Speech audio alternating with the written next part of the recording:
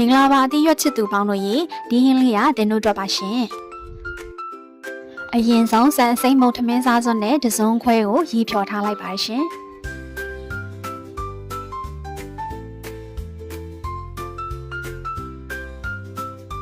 ပြီးရင်တော့ဒဲအိုးတွေကိုကိုနှွင်ထားတဲ့အသီးရွက်တွေကနူးဖို့ခတ်တဲ့အသီးရွက်တွေကိုအယုံဆုံးထည့်ပေးပါမယ်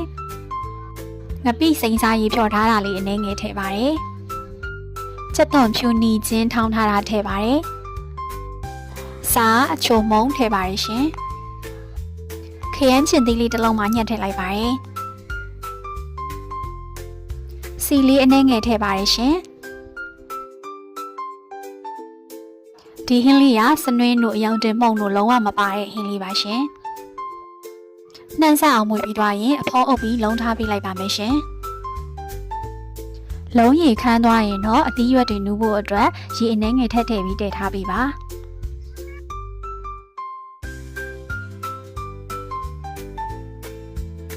အသီးနှံလေးတွေနူးပြီဆိုရင်တော့အရွက်တွေထည့်ပါမယ်ရှင်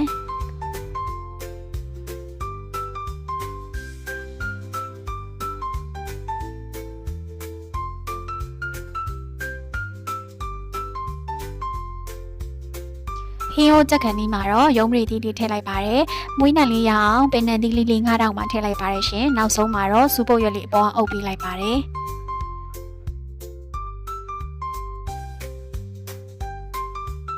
အသီးရွက်လေးတွေလည်းနူးပြီဆိုရင်တော့ဆန်မုံရီဖြော်ထားတာလေးထည့်လို့ရပါပြီရှင်။ခုဆိုရင်တော့ဘာဟင်းလေးလဲဆိုတာသိသွားကြလောက်ပြီထင်ပါတယ်။ဟုတ်ပါတယ်ဟင်းလော်လေးပါရှင်။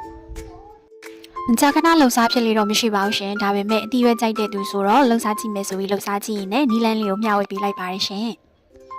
ဆမ်မုံရဲ့အစည်းဓာတ်နဲ့အတီးရွက်တွေရဲ့အချိုဓာတ်နဲ့ဆိုတော့ tasty ကြိုင်နေတော့အကြိုက်ပါပဲရှင်နောက်ဗီဒီယိုတွေမှာပြန်တွေ့ပါမယ်